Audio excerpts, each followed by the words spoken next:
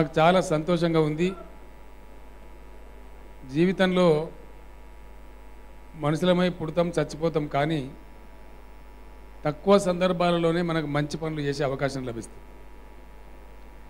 ఈరోజు మన రాష్ట్రంలో జరుగుతున్నటువంటి జీవో 58 కింద రెగ్యులరైజ్ చేయబడినటువంటి పట్టాల పంపిణీ 1,25,000 మంది పేదలకు తెలంగాణ రాష్ట్రం అవతరించి ఒక సంవత్సరం గడిచిన సందర్భంలో జరుపుకుంటున్నటువంటి పండగలో 1,25,000 మంది పేదలకు ఈరోజు తెలంగాణ 10 జిల్లాలలో మనం పట్టాలు అందించుకుంటూ ఉన్నాం. అందులో ముఖ్యంగా హైదరాబాద్ అంటే జిహెచ్ఎంసీ పరిధిలో రెవెన్యూ జిల్లా హైదరాబాద్ కావచ్చు లేదా రంగారెడ్డి కావచ్చు, 1,00,000 మంది పేదలకు ఈరోజు మొత్తం పట్టాల పంపిణీ జంట నగరాలలో జరుగుతూ ఉంది. ఈ భూమి విలువ ఇలా పేదలకు జీవో 58 కింద ఎక్కడ గుడిసెలు వేసుకున్నా, ఎక్కడ ఇల్లు కట్టుకున్నా అక్కడ పేదలకు రెగ్యులరైజ్ చేసి ఆ భూమిని వాళ్ళకే పట్టాలు ఇస్తున్నటువంటి భూమి యొక్క విలువ రిజిస్ట్రేషన్ వాల్యూ ప్రకారం, మార్కెట్ వాల్యూ ప్రకారం కాదు, దాదాపుగా 10,000 కోట్ల రూపాయలు. అంటే 10,000 కోట్ల రూపాయల విలువైనటువంటి యొక్క ప్రభుత్వ ఆధీనంలో ప్రభుత్వం పేరు మీద ఉన్న భూములను ఈ తెలంగాణ రాష్ట్ర అవతరణ ఉత్సవాల సందర్భంగా ఇలా రాష్ట్ర వ్యాప్తంగా పేదలందరికీ కూడా మనం పంపిణీ చేసుకుంటూ ఉన్నాం. ఇది జీవితంలో నాకు గొప్ప అనుభూతిని, మంచి జ్ఞాపకాన్ని మిగిల్చేటువంటి రోజు అని చెప్పి ఈ సందర్భంగా నేను మనవి చేస్తూ ఉన్నాను. ఇందాకనే కడియం సిఆర్ గారు చెప్పినారు, గత అనుభవాలు చూస్తే గుడిసెలు వేసిందంటే బుల్డోజర్లు రావడం, పోలీసులు రావడం, పెద్ద పెద్ద అధికారులు రావడం, వాళ్ళని తొలగించడం, తీసి పడేయడం, వాళ్ళంతా గిన్నెలు బోకెలు పట్టుకొని చెట్ల కింద వండుకోవడం, ఇట్లాంటి సీన్స్ చాలా చూసినాం, చాలా బాధలు కూడా చూసినాం. ఈ మధ్యనే స్వచ్ఛ హైదరాబాద్లో నేను తిరిగినప్పుడు, నేను గతంలో వచ్చినప్పుడు కనకారెడ్డి గారు ఆ రైల్వే ట్రాక్ పక్కన తీసుకుపోయి నన్ను అక్కడ గుడిసెలు కూడా చూపెట్టడం జరిగింది.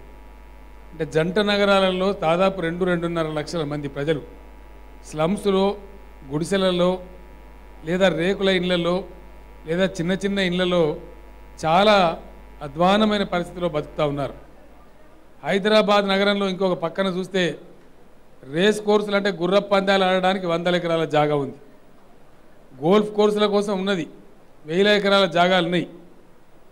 పేకాట క్లబ్బుల కోసం 100 ఎకరాల జాగాలు ఉన్నాయి. కానీ సాటి మనుషులుగా పుట్టిన పేదవాళ్ళ కోసం జాగా లేదు. ఇది గతంలో చరిత్ర, ఇప్పుడు చరిత్ర మారుతుంది.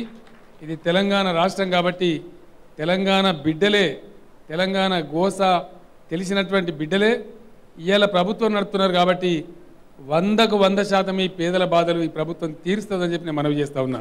రాబోయే కొద్ది సంవత్సరాలలో హైదరాబాదులో కానీ తెలంగాణ రాష్ట్రంలో కానీ పేదలు నివసించే ఇండ్లు ఖచ్చితంగా 2 బెడ్రూమ్ల ఇండ్ల నిర్మాణం చేసి చూపెడతామని కూడా నేను మనవి చేస్తూ ఉన్నా. ఇంకొక నిర్ణయం కూడా ప్రభుత్వం చేసింది. గతంలో ఇండ్లు మంజూరు చేస్తే మెడకు పెడితే కాలుకు పెడితే మెడకన్న పద్ధతిలో ఉండేది. ఆ ఇచ్చే ఒక్క డబ్బా రూమ్కు దానికి బ్యాంక్ లోన్ కొంత, ఈ లోన్ కొంత, ఆ లోన్ కొంత పెట్టేది. ఈరోజు హైదరాబాద్లో అయితే 7 నుంచి 9 లక్షల రూపాయలు ఖర్చు అవుతూ ఉంది. మీకు పేదలకు కట్టించే ఇండ్లు ఏవైతే ఉన్నాయో 100% గవర్నమెంట్ గ్రాంట్తోనే కడతారు తప్ప మీరు ఒక రూపాయి కూడా ఇచ్చే అవసరం లేదు, మీరు ఎదురు డబ్బులు కట్టే అవసరం లేదు, ఏ బ్యాంక్ లోన్ కూడా అవసరం లేదని చెప్పి నేను మనవి చేస్తూ ఉన్నా. కాకపోతే ఒక క్రమ పద్ధతిలో అందరూ కూడా ఏ బస్తీలో ఉండే వాళ్ళు ఆ బస్తీలో అక్కడ ఉండే యువకులు కమిటీగా ఏర్పడి లిస్టులు కరెక్ట్గా తయారు చేసి ఆయా ప్రాంతాల యొక్క ఎమ్మెల్యేల ద్వారా మీరు తయారు చేసుకున్నట్టయితే చాలా కంఫర్టబుల్గా ఫేజ్డ్ మేనర్లో ఇక్కడ తెల్లారే వరకు అందరికి కట్టలేం. సంవత్సరానికి ఒక 50,000 లక్ష చొప్పున కట్టుకుంటూ పోతే రాబోయే 2-3-4 ఏళ్లలో హైదరాబాద్ అంతా కూడా గుడిసెలు లేని నగరంగా మారిపోతుంది. అందరూ కూడా గౌరవంగా మంచిగా 2 బెడ్రూమ్లలో ఉండేటువంటి కళ కళ్ళ చూడబోతాం. ఇదే పద్ధతిలో గ్రామీణ ప్రాంతాలు కావచ్చు, పట్టణ ప్రాంతాలు కావచ్చు, అక్కడ కూడా ప్రజలందరికీ ఇండ్ల నిర్మాణం ఖచ్చితంగా జరిగి తీరుతుందని చెప్పి నేను మనవి చేస్తూ ఉన్నా. ఇదే పద్ధతిలో ఇండ్ల నిర్మాణం చేసుకుంటామని కూడా నేను మనవి చేస్తూ ఉన్నా. దీనిలో కొంతమంది ప్రజలకు ఈరోజు బాధ కలుగుతుంది, నాకు ఆ విషయం తెలుసు. ఎందుకంటే జీవో 58 కింద మీరు పెట్టుకున్నటువంటి మొత్తం దరఖాస్తులు 3,36,000 దరఖాస్తులు ప్రభుత్వానికి వచ్చినాయి. ఈరోజు మనం పంపిణీ చేస్తున్నటువంటిది 1,25,000 పట్టాలు పంపిణీ చేసుకుంటా ఉన్నాం. అంటే దాదాపు ఇంకొక 2 లక్షల మందికి వాళ్ళ యొక్క దరఖాస్తులు గవర్నమెంట్ దగ్గర పెండింగ్లో ఉన్నాయి. ఎందుకోసం ఉన్నాయి అవి? కొన్ని చెరువు శిఖాలలో ఉన్నాయి, దాన్ని అంతా బదిలీ చేయాల్సిన అవసరం ఉంటుంది. కొన్ని కోర్టు కేసులలో ఉన్నాయి, ఆ కేసులన్నీ కొట్లాడి గెలవాల్సి వస్తుంది. అదేవిధంగా కొన్ని భూములు దేవాదాయ శాఖకు ఎండోమెంట్కి సంబంధించినవి ఉన్నాయి, వాటిని అన్నింటినీ కూడా మార్పిడి చేయాల్సి వస్తుంది. లేదా ఆ ఎండోమెంట్ డిపార్ట్మెంట్కు డబ్బులు ప్రభుత్వం చెల్లించైనా సరే ఆ భూములు మీకు రెగ్యులరైజ్ చేయాల్సి వస్తుంది. ఇట్లా ఉన్నటువంటి చిక్కుల కారణం వల్ల 3,36,000 మంది ఎందరైతే దరఖాస్తు పెట్టినరో అందరికి రాలేదు. ఎందరికి క్లియర్ ఉన్నాయో వాళ్ళ మటుకు ఈ 1,25,000 మందికి ఇప్పటికిప్పుడు మనం ఇచ్చుకుంటా ఉన్నాం. రాని వాళ్ళు కూడా మీరు ఎక్కడ మనసు చిన్నగా చేసుకునే అక్కర లేదు. ఎందుకంటే నేను బాధ్యత వహిస్తూ ఉన్నా. మిగతా 2,25,000 మందికి కూడా ఒక్కలకు కూడా తప్పక గ్యారంటీగా మీకు అందరు కూడా పట్టాలు ఇప్పిస్తాం. కాకపోతే మీకు 1 నెల 2 నెలలు 3 నెలలు టైం పట్టేటువంటి అవకాశం ఉంటుంది, సమయం పడుతుంది దానికి. ఎందుకంటే కోర్టులో ఉన్న కేసులు కోర్టులో కొట్లాడి గెలవాలా, వేరే శాఖలకు సంబంధించి వాళ్ళకి డబ్బులు ఇవ్వాలా, వక్ఫ్ ల్యాండ్స్ ఉంటే వాళ్ళకి వక్ఫ్ బోర్డుకు డబ్బులు ఇవ్వాలా. అవన్నీ కూడా ఈ కార్యక్రమం అయిపోయిన తర్వాత మీటింగ్ పెట్టి దాన్ని అంతా కూడా బ్రహ్మాండంగా అవన్నీ కూడా క్లియర్ చేయిస్తామని చెప్పి మనవి చేస్తూ ఉన్నాం. మల్కాజ్గిరిలో కూడా ఇప్పుడే మన ఎంపీ గారు చెప్పినారు, మల్లారెడ్డి గారు 31,000 మంది దరఖాస్తులు పెట్టుకున్నారు. ఇలా 21,000 మందికే వస్తూ ఉన్నాయి. ఇంకొక 10-12,000 మంది మిగిలిపోయిన పరిస్థితి ఉంది, వాళ్ళే కూడా కావాలని చెప్పినారు. ఆ మాట నిజమే, ఆయన చెప్పిన దానిలో అబద్ధమేం లేదు. కాకపోతే దాని మీద వివిధ కేసులున్నాయి. మన వాళ్ళు వేసుకున్న పేదలు వేసుకున్న గుడిసెలు కొన్ని ప్రైవేట్ భూములలో కూడా ఉన్నాయి. దాన్ని ఇప్పుడు కొనాలి మనం. దిల్సుఖ్ నగర్ పోయిన నేను ఎన్టీఆర్ నగర్లో వేసుకుంటూ ఒక ఆయన సుప్రీంకోర్టులో కేసు గెలిచొచ్చిండు, ఆ భూమి ఆయనది అని చెప్పి. ఆల్రెడీ గుడిసెలు వేసుకున్నారు, ఇల్లు కట్టుకున్నారు, పేదలంతా అక్కడికి ఉన్నారు. నేను వాళ్ళకి చెప్పిన ఆ భూస్వామిని పిలిచి ఏదో ఒక రేటు ప్రభుత్వం ఆయన కట్టించి మళ్ళీ మీకు అందరికి సర్టిఫికెట్లు ఇస్తామని చెప్పినాం. ఇట్లా కొద్దిగా ఆలస్యం అవుతుంది దానికి, ఎందుకంటే ఆయన పిలవాలి, మాట్లాడాలి, ప్రభుత్వం పేమెంట్ ఇవ్వాలి, కాబట్టి టైం పడుతుంది. ఏవైతే క్లియర్గా అందించగలిగినవి ఉన్నాయో వాళ్ళందరూ కూడా ఈరోజు 1,25,000 మందికి అంతా ఉన్నాయి. మిగతా 2 లక్షల మందికి కూడా బ్రహ్మాండంగా ఇళ్ళన్నీ ఇప్పించే బాధ్యత నాది. దానికి సమయం పడుతుంది, కానీ తప్పకుండా జీవో 58 కింద దరఖాస్తు చేసుకున్న పేదలందరికీ ప్రభుత్వం భూములు ఇస్తుంది. మీరేం చింతించే అవసరం లేదని కూడా ఈ సందర్భంగా నేను మనవి చేస్తూ ఉన్నా. మన కనకారెడ్డి గారికి నేను ప్రత్యేకంగా కృతజ్ఞతలు తెలియజేస్తూ ఉన్నా. ఎందుకోసం అంటే మల్కాజ్గిరికి నేను 15 రోజులనే ఇది 2వసారి రావడం. మహేంద్ర హిల్స్కు అటువైపున ఉన్నటువంటి ప్రాంతానికి ఐఎన్ నగర్ అనే కాడికి నేను రావడం జరిగింది. ఇప్పుడే మన జాయింట్ కలెక్టర్ గారిని షైని గారిని నేను అడిగినాను. అక్కడ కొంతమందికి ఆనాడు దరఖాస్తు పెట్టుకోలేదంటే పెట్టుకున్నారు సార్, 350 మంది ఏమి వచ్చినాయి, దాదాపు ఒక 270 వరకు మళ్ళీ కొత్త పట్టాలు కూడా ఈరోజు ఇస్తూనే ఉన్నాం వాళ్ళకు కూడా అని చెప్పినారు. జిల్లా కలెక్టర్ గారికి, జిల్లా జాయింట్ కలెక్టర్ గారికి, స్థానిక ఆర్డీఓ ఎంఆర్ఓ గారికి కూడా నేను అభినందనలు తెలియజేస్తూ ఉన్నా. రెవెన్యూ సిబ్బంది కూడా ఈరోజు గతంలో ఎప్పుడు లేని విధంగా చాలా చురుకుగా పనిచేసి అహోరాత్రాలు కష్టించి ఎన్నో ఇబ్బందులున్నా వాళ్ళందరూ కూడా బాగా కష్టపడ్డారు. వారికి మనందరం కూడా కృతజ్ఞతలు తెలియజేయాలి. మీరు ఒక్క మాట గుర్తుపెట్టుకోవాలి, కడియం సిఆర్ గారు చెప్పినారు ఇంతకుముందు, కాంగ్రెస్ పార్టీ నాయకులు గతంలో వాళ్ళ రాష్ట్ర కాంగ్రెస్ కార్యాలయం కట్టుకోవడం కోసం భీమరావు బాడా అని చెప్పి ఒక బస్తీని కూలగొట్టేసినారు. ఇప్పటికి కూడా కూలిపోయిన బస్తీ గాంధీ భవన్ పక్కన మనకు కనపడతా ఉంటుంది. అంతకుముందు ఆయన పిసిసి ప్రెసిడెంట్గా ఉన్న ఆయన వరంగల్ జిల్లా మడికొండ కాడ ఆయన ఫ్యాక్టరీలు పెట్టుకోవడానికి దళితులకు ఇచ్చిన అసైన్మెంట్ భూమిని కొట్టేసినారు. ఇలా దాన్ని అంతా మనం రివర్స్ చేస్తూ ఉన్నాం. పేదలు ఉన్నటువంటి భూమిని కానీ, పేదలకు అసైన్ చేసిన భూమిని కానీ మళ్ళా పేదల కోసం అవసరమైతే తప్ప అక్వైర్ చేయకూడదు. ఆ భూమిని వాళ్ళకే తిరిగి మ్యాక్సిమం ఇవ్వాలనే ప్రయత్నం మనం చేస్తూ ఉన్నాం. గతంలో ఎవరెవరైతే అరాచకాలు చేసినారో వాళ్ళ ముక్కుతాడు వేసి అవసరమైతే వాళ్ళ మీద కేసులు పెట్టి ఆ భూములు తిరిగి తీసుకొని మళ్ళీ పేదలకే దారాదత్తం చేయడం జరుగుతుందని కూడా ఈ సందర్భంగా నేను మనవి చేస్తూ ఉన్నా. మంచి చేసుకుంటూ పోతేనే సమాజం మంచిగా అయ్యే పరిస్థితి ఉంటుంది. ఇలా సిఆర్ గారు చాలా విషయాలు చెప్పినారు. టీఆర్ఎస్ ప్రభుత్వం యొక్క అప్రోచ్ ఏ దిశలో టీఆర్ఎస్ ప్రభుత్వం పయనిస్తూ ఉంది. 200 రూపాయల నుంచి 1000 రూపాయల పెన్షన్ పెంచడం కానీ, ఒక్క రూమ్ ఇల్లు నుంచి డబుల్ బెడ్రూమ్ చేయడం కానీ, హాస్టళ్లలో పిల్లలకు సన్నబియ్యం ఇవ్వడం కానీ, పేదలకు కళ్యాణ లక్ష్మి పేరు మీద 51,000 రూపాయలు ఆర్థిక సాయం చేయడం కానీ, ఇట్లా అనేక కార్యక్రమాలు పేదల కోసం మనం చేసుకుంటూ ముందు పోతూ ఉన్నాం. అయినా కూడా నాకు ఇంకా తృప్తి లేదు. జరుగుతున్నది చాలా తక్కువ, జరగవలసింది చాలా ఎక్కువ. పేదరికం ఎక్కువ ఉంది, దుఃఖం ఎక్కువగా ఉంది. ఇన్నాళ్ళు వాళ్ళు నిర్లక్ష్యానికి గురైనరు. కాబట్టి డెఫినెట్గా అందరికి కూడా పేదలకు న్యాయం జరిగేదాకా విశ్రామం తీసుకోకుండా పనిచేస్తాం. ఫేజ్డ్ మేనర్లో క్రమ పద్ధతిలో చేసుకుంటూ ముందుకు పోతాం. దళితులకు కూడా 3 ఎకరాల భూమి కొనిచ్చే కార్యక్రమాన్ని చేస్తూ ఉన్నాం. ఇప్పటికి దాదాపు ఒక 2000 పైచిలు కుటుంబాలకు కొని ఇవ్వగలిగినాం. ఇంకా కూడా కార్యక్రమాన్ని కొనసాగిస్తూనే ఉంటాం. అది నిరంతరం కొనసాగుతూనే ఉంటుంది. మన దగ్గర ఉన్నటువంటి దళితులు, గిరిజనులు, బీసీలు, ముస్లిం సోదరులు, అగ్రవర్ణాలలో వెళ్ళిన పేదలు ఉంటే వాళ్ళు కూడా ఎవరైతే పేదలుగా ఉన్నారో వాళ్ళు బాగుపడ్డప్పుడే తెలంగాణ రాష్ట్రం వచ్చి సార్థకమైనట్లు లెక్క. అప్పుడే నా జన్మ కూడా ధన్యమైనట్లు లెక్క. దానికోసం ప్రభుత్వం కార్యక్రమాన్ని మొదలుపెట్టింది, తీసుకుంటూ పోతుంది.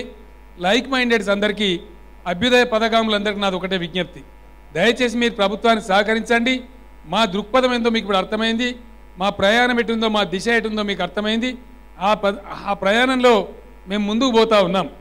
నేను మా గద్దరన్న ఉన్నాడు, ఆయన ప్రజల కోసం కొట్లాడే మనిషి. ఆయన భార్య విమలక్క గారు నాకు దరఖాస్తు పంపించినారు. అక్కడ మొన్న మీరు వచ్చి చూసిపోయినారు అల్వాల్లో. మాకు సంతోషం కలిగింది. వారు రాసిన లెటర్ నేను నా దగ్గరనే జేబులో పెట్టుకున్నాను. ఇంకా కూడా మీరు కొన్ని పనులు చేయాల్సిన అవసరం ఉంది, కొన్ని ఇండ్లు మంజూరు చేయాలని చెప్పినారు. అక్క మీరు ఎక్కడనో నాకు తెలియదు, కానీ 100% మీరు ఇచ్చిన లెటర్ ప్రకారం నేను ఆ పేదలకు ఇండ్లు కట్టిస్తాను. మంచి పని చేసుకుంటూ ప్రభుత్వం ముందుకు పోతుందని చెప్పి గదర్ గారి భార్య గారికి నాకు లెటర్ పంపినందుకు ధన్యవాదాలు తెలుపుతూ వారికి నేను హామీ ఇస్తూ ఉన్నాను. మంచి ప్రోగ్రెస్ చెప్తాను. ప్రభుత్వం ముందుకు పోతున్నప్పుడు ప్రోగ్రెసివ్గా ఆలోచించే ప్రతి వాళ్ళు కూడా కార్యక్రమాలను బలపరిస్తే మరింత పదునుగా, మరింత గట్టిగా మనం పేదలకు మేలు చేసే అవకాశం ఉంటుందని తెలియజేసుకుంటూ, ఎవరు ఏమన్నా ఏం జరిగినా పేదలను అభివృద్ధి చేసే వరకు టీఆర్ఎస్ ప్రభుత్వం నిరంతరం కృషి చేస్తుందని మరొక్కసారి మీ అందరికీ తెలియజేస్తూ, ఈ ఇండ్లు కట్టుకునే కార్యక్రమాన్ని కూడా మీరు చక్కగా సమన్వయంతో నిర్వహించుకోవాలని కోరుకుంటూ, ఈరోజు ఇక్కడ నా చేత ఒక 10-20 పట్టాలు ఇప్పిస్తూ ఉన్నారు. పక్కన పాఠశాలలో కౌంటర్లు పెట్టినారు కాలనీల వారిగా. మీరందరూ ఓపికతో నుండి భోజనం ఏర్పాటు చేసినారా? ఎమ్మెల్యే గారు అందరికి భోజనం, మీరు నాకు పెట్టలేదా భోజనం? నువ్వు అందరికీ ఎమ్మెల్యే గారు భోజనం కూడా ఏర్పాటు చేశానంట. నిదానంగా ఉండి భోజనాలు చేసి కౌంటర్ల కాడ క్యూలో నిల్చుకొని జాగ్రత్తగా అందరూ కూడా సర్టిఫికేట్లు తీసుకొని ఇలా ఇంట్లోకి పోవాలి. సంతోషంగా ఇలా పండగ చేసుకోవాలి. ఇండ్లు కట్టుకునే వాళ్ళు కూడా ముందుకు వస్తే తర్వాత మీ ఎమ్మెల్యే గారిని కలవండి, లోకల్ మీ ఎంపీ గారిని కలవండి. జాబితాలు తయారు చేసి ఫేజ్డ్ మేనర్లో ఇండ్లు కూడా మంజూరు చేసుకుంటూ కట్టుకుంటూ ముందుకు పోదాం. మన దుఃఖాన్ని తొలగించుకుందామని మనవి చేస్తూ, మరొక్కసారి ఈరోజు పట్టాలు పొందుతున్నటువంటి 1,25,000 తెలంగాణ బిడ్డలకు, 1,25,000 నిరుపేద కుటుంబాలకు కంగ్రాచులేషన్స్, అభినందనలు తెలియజేస్తూ, ఈ కార్యక్రమంలో పాల్గొన్న అధికారులందరికీ కూడా చిత్తశుద్ధితో పనిచేసిన అధికారులు. ఎందుకంటే దీనిలో చూడండి, మీరు గతంలో ఒక చిన్న పని కావాలంటే పైరవి చేయాలి, దరఖాస్తులు పెట్టాలి, దండాలు పెట్టాలి, లంచాలు ఇవ్వాలి, ఆఫీసులకు తిరగాలి. కానీ ఇప్పుడు ఏం జరుగుతూ ఉంది? దరఖాస్తు పెట్టుకున్నారు అంతే, దండం లేదు, లంచం లేదు, ఎక్కడ తిరిగేది లేదు, ఏ పైరవికారు లేడు. గవర్నమెంటే, జిల్లా కలెక్టరే మీ ఇంటికి వచ్చి, మీ ఎమ్మెల్యే ఎంపీలే మీ ఇంటికాడికి వచ్చి ₹1 ఖర్చు లేకుండా ఈరోజు ప్రభుత్వమే మీకు సర్టిఫికేట్ ఇస్తూ ఉంది. ఇది మార్పు.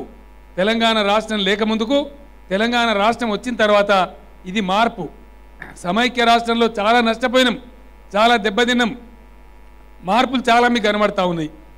గతంలో ఎండాకాలం వచ్చినా గజ్జున మనకి సావాలి, కరెంటు ఎప్పుడు వస్తుందో ఎప్పుడు పోతుందో భగవంతునికి ఎరక. కానీ ఇలా కరెంటు పోతుందా? మంచిగానే వస్తుందా? ఇప్పుడు తక్కువ వస్తుంది. ఇంకొక ఏడాది అయితే కన్ను రెప్పగొట్టిన పాటు కూడా కరెంటు పోనీయా అందరూ ఆనందంగా ఉండే పరిస్థితి వస్తూ ఉంది. నాకు ఇంకొక ఏడాది టైం ఇవ్వాలి. మీరు కన్ను రెప్పగొట్టిన మందం కూడా కరెంటు పోదిగా. కరెంట్ ఇప్పుడు మనం డామినేట్ చేస్తూ ఉన్నాం, మనం కరెంటు డామినేట్ చేసే పరిస్థితి లేదు. ఆ పరిస్థితి కూడా ముందు ముందు రాబోతూ ఉంటుంది. మార్పులన్నీ కూడా మీరు చూస్తూ ఉన్నారు. మీ దీవెన ఉంటే హైదరాబాద్ కూడా ఒక మల్లారెడ్డి గారు ఎంపీ గారు చెప్పినట్టుగా ప్రపంచంలోనే ఒక గొప్ప సిటీగా మనం అందరం కలిసి తయారు చేసుకోవచ్చు. అదేం గొప్ప విషయం కాదు. అమెరికాలో ఉన్న వాళ్ళు బంగారం తింటలేరు, లండన్లో ఉన్న వాళ్ళు బంగారం తింటలేరు, మనమేం గట్క మెతుకులు తింటలేము. వాడు తినేది గదే అన్నం, మనం తినేది గదే అన్నం. వాడు ముందుగాల మేల్కొన్నాడు, బాగుపడ్డాడు. మనం ఇప్పుడిప్పుడే తెలివికొత్తానం, బాగుపడతాం తప్పకుండా.